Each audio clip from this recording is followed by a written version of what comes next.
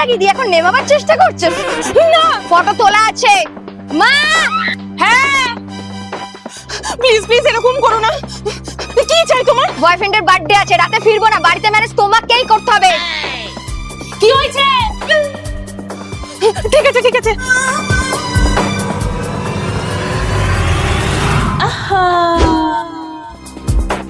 Manage হয়ে গেছে। রাতে আমরা খেয়ে তাড়াতাড়ি শুয়ে পড়বো, তারপরে তুমি বেরিয়ে যাও। কিন্তু একটাই রিকোয়েস্ট, আমাকে ফাঁসিয়ে যে ভিডিওগুলো করেছো সেগুলো প্লিজ ডিলিট করে দাও। না, আগে বয়ফ্রেন্ডের বার্থডে ঘুরে আসি, তারপর দেখছি। Please Tumpa please. যাও তো, ভ্যান ভ্যান করো না। কোথায় যাচ্ছিস? তোর এই মাতাল বয়ফ্রেন্ডের বার্থডেতে?